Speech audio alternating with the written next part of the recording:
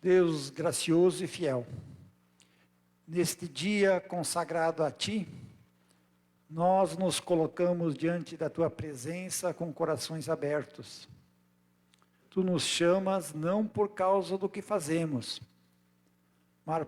mas por causa do que Cristo fez por nós.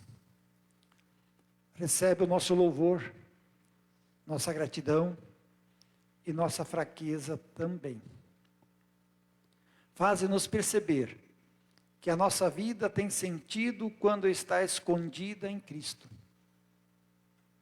Que Teu Espírito nos conduza em verdade e que cada palavra e cada gesto nesse culto seja para glorificar o Teu nome.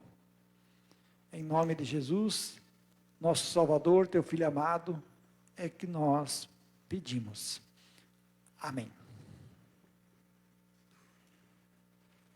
Convido a continuar nosso louvor a Deus, ouvindo a palavra do Salmo 32. O salmista assim descreve a situação do ser humano. Bem-aventurado aquele cuja iniquidade é perdoada, cujo pecado é coberto. Bem-aventurado o homem a quem o Senhor não atribui iniquidade, e em cujo espírito não há dolo. Enquanto calei os meus pecados, envelheceram os meus ossos pelos meus constantes gemidos, todo dia, porque a tua mão pesava dia e noite sobre mim, e o meu vigor se tornou em sequidão de estio. Confessei-te o meu pecado, e a minha iniquidade não mais ocultei. Disse, confessarei ao Senhor as minhas transgressões, e tu perdoaste a iniquidade do meu pecado. Sendo assim, todo homem piedoso te fará súplicas, em tempo de poder encontrar-te. Com efeito, quando transbordarem muitas águas, não o atingirão. Tu és o meu esconderijo. Tu me preservas da tribulação, e me cercas de alegres cantos de livramento. Instruir-te-ei e te ensinarei o caminho que deves seguir. E sob as minhas vistas te darei conselho. Não sejais como o cavalo ou como a mula, sem entendimento, os quais com freios e cabrestos são dominados. De outra sorte, não te obedecem. Muito sofrimento terá de curtir o ímpio, mas o que confia no Senhor, a misericórdia o assistirá. Alegrai-vos no Senhor e regozijai-vos, ó justo, exultai, não todos que sois retos, vós todos que sois reto de coração. Alegrai-vos no Senhor, regozijai-vos, ó justo, exultai, vós todos que sois reto de coração. E assim queremos fazer, cantando o hino, Estou pronto, Senhor, preparando-nos para ouvir a pregação de hoje.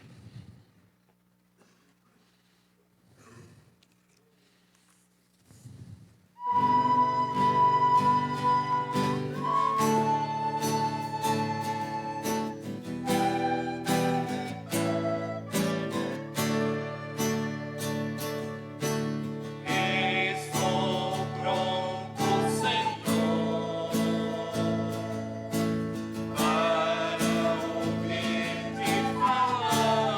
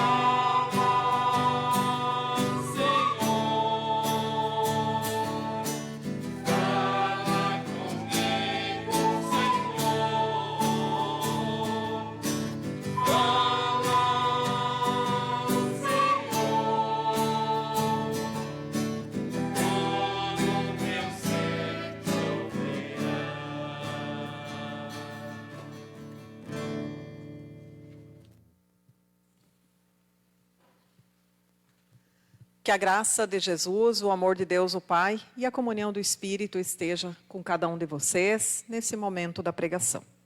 Convido a comunidade a acompanhar o texto bíblico da carta de Paulo aos Gálatas, texto indicado para hoje, capítulo 2, versículos 15 a 21. Página, quem quiser dizer aí, 201 do Novo Testamento. Gálatas, capítulo 2, versículos 15 a 21.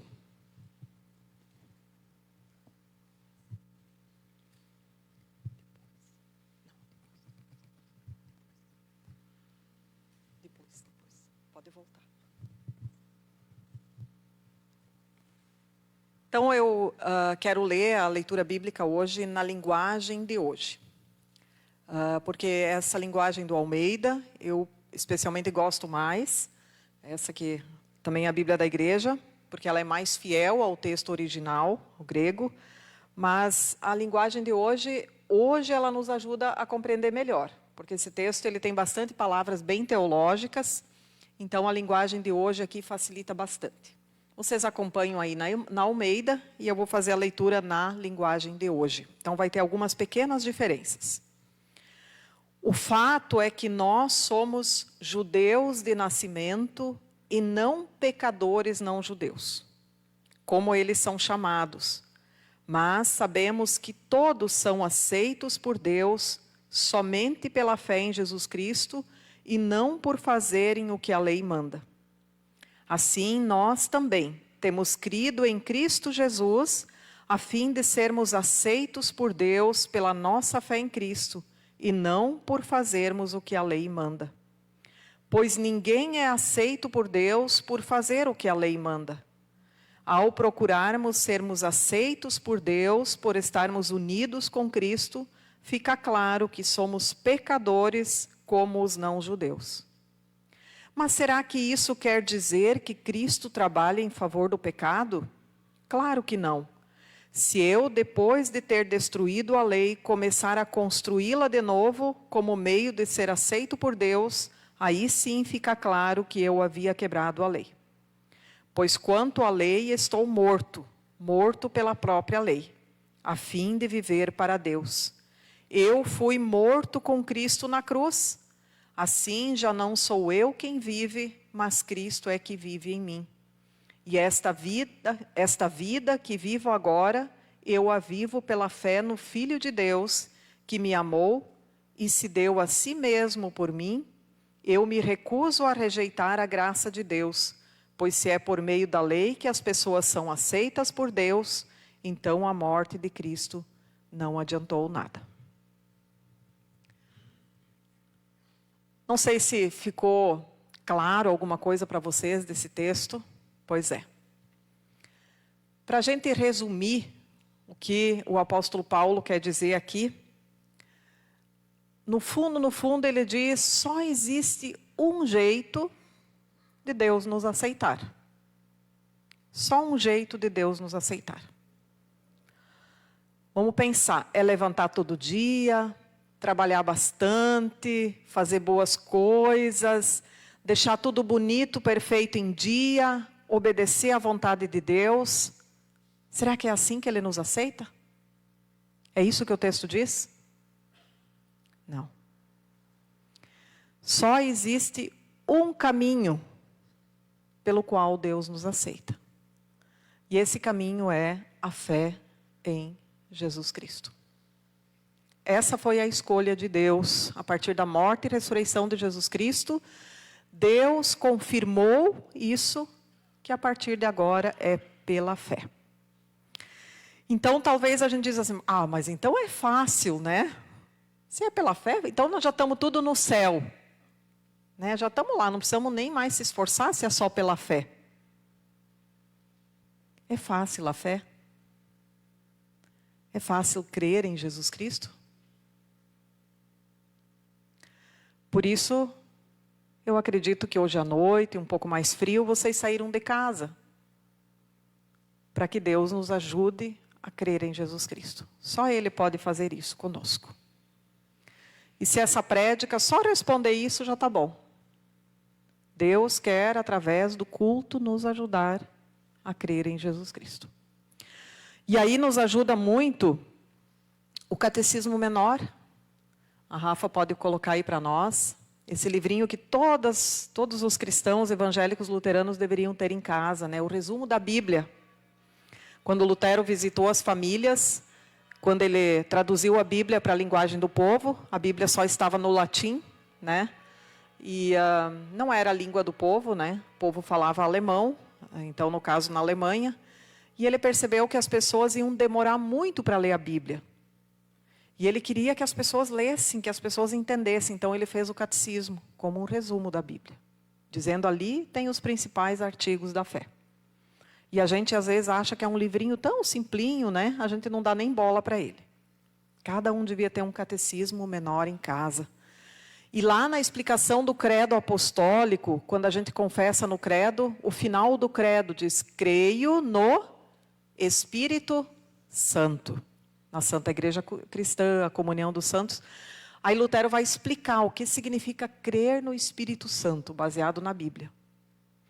E daí ele diz assim, ó, basta ali o início. Creio que por minha própria inteligência ou capacidade não posso crer em Jesus Cristo, meu Senhor, nem chegar a Ele. Mas o Espírito Santo me chamou pelo Evangelho. Só crê em Jesus Cristo a pessoa que o Espírito chamar pelo Evangelho. O Evangelho pregado, o Evangelho ensinado, o Evangelho atualizado para a nossa vida nos dias de hoje.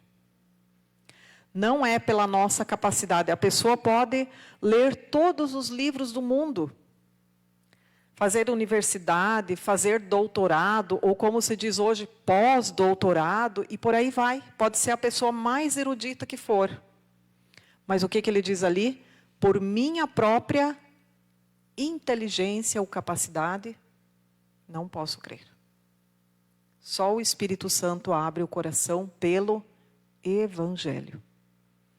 Por isso a gente precisa ouvir o Evangelho.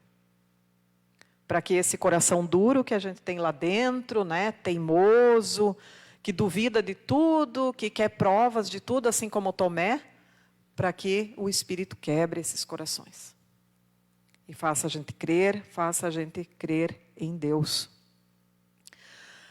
E aí o texto vai dizer, né, depois ainda ali diz, né, esse mesmo Espírito, ele ilumina, santifica, conserva na verdadeira fé. Ou seja, a obra do Espírito é abrir o coração da gente e conservar a gente na fé, né? Fazer com que a gente cresça na fé. E aí vem essas palavras do texto, ele diz, eu tirei aqui 3 frases: viver para Deus, fui morto com Cristo na cruz, não sou eu mais que vive, mas Cristo vive em mim.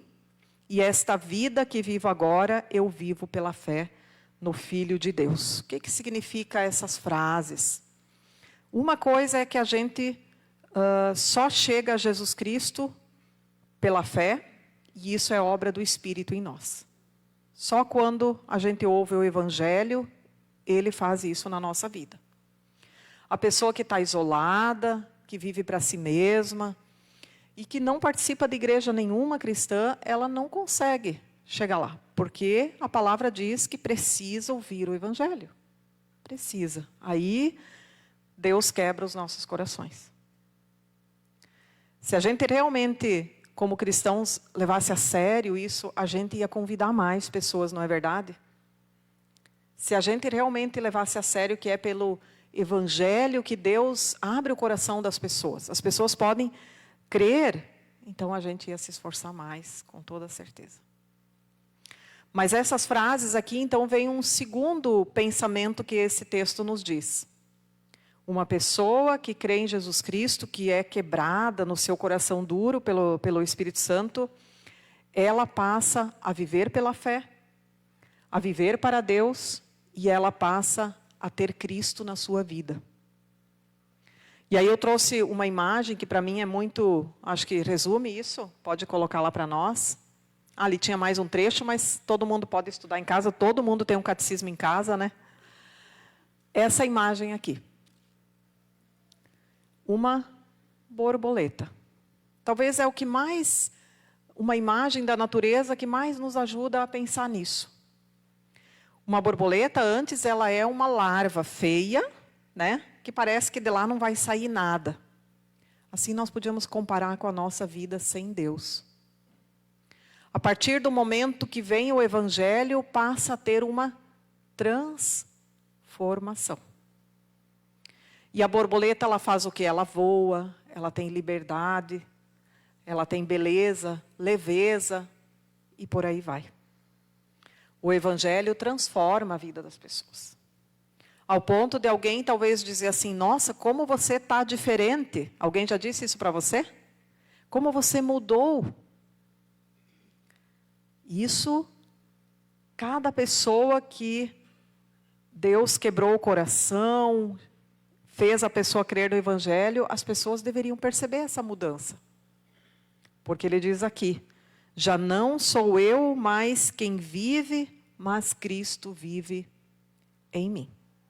Cristo vive em mim. Então, a vida passa a ter mais leveza, mais compromisso, transformação, assim como a gente vê aqui na borboleta.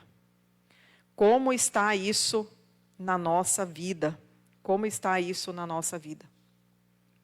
Um dos sinais mais claros da transformação na vida de alguém, eu penso que é a gratidão. A gratidão. A gente começa a olhar com mais gratidão ao nosso redor. Porque, afinal de contas, se tem tanto, né, especialmente nos dias de hoje, nós temos tanta abundância de tantas coisas, né? De casa, comida, aconchego, família, né? A maioria das pessoas vive muito bem hoje em nossa sociedade. Entre nós, evangélicos luteranos. Né? E mesmo assim, às vezes, a gente olha aquilo que não tem, aquilo que falta e reclama. O cristão passa a ser grato por aquilo que tem, e essa gratidão começa a se estender ao seu redor, de diversas formas. Ajudar, de alguma forma, no louvor, na comunidade, nos eventos, dizer o que eu posso ajudar. Chegar para a liderança e dizer o que eu posso ajudar também na minha comunidade. Né? E também lá fora, as pessoas que passam frio, necessidade, a pessoa começa a experimentar uma vontade, uma gratidão tão grande por aquilo que Deus fez na sua vida, que ela quer repassar isso também adiante. E aí eu trouxe um exemplo que para mim sempre foi muito interessante, pode passar mais um. Eu não sei se vocês ouviram já falar a história do autor desse hino, que em português, alguém da juventude quer falar em inglês? Agora vocês estão com medo, né? Se eu falasse, eles iam dizer que estava errado. Muito bem. Maravilhosa graça. Esse hino famoso diz que é o hino mais tocado no mundo todo. Maravilhosa graça. O autor é o John Newton. Ele era um capitão de navio, na época aí, a época dele 1725 a 1807, a época da escravidão. E ele traficava escravos. Ele era o capitão do navio, da África para as Américas. E um dia, então, o navio teve uma forte tempestade, a ponto assim de eles pensar ninguém vai sobreviver. E ele não era cristão, ele era ateu, e naquele dia ele clama a Deus com muito medo, ele realmente visualiza a morte, e a tempestade passa, e enfim, o navio sobrevive, as pessoas também, e ele se converte então ao Evangelho, a partir dali. Ele experimenta a bondade e o amor de Deus. E aí ele muda de vida, ele não mais, ele abandona o tráfico de escravos, ele se torna pastor da igreja anglicana e compõe esse hino, então, que é um dos mais cantados no mundo todo. A maravilhosa graça. Então, eu trouxe esse exemplo, e assim tem muitos também entre nós. Deus conhece a vida de cada um, mas de alguém que o Evangelho transformou. Não existe situação, por mais pecadora que seja, ele era um criminoso, ele torturava os escravos, isso acontecia com todas as pessoas envolvidas nessa época. Ele passa a mudar de vida. Em vez de torturar pessoas, ele passa a pregar o Evangelho e ajudar pessoas. Então, o Evangelho de Jesus Cristo, ele cura, ele sara e ele transforma.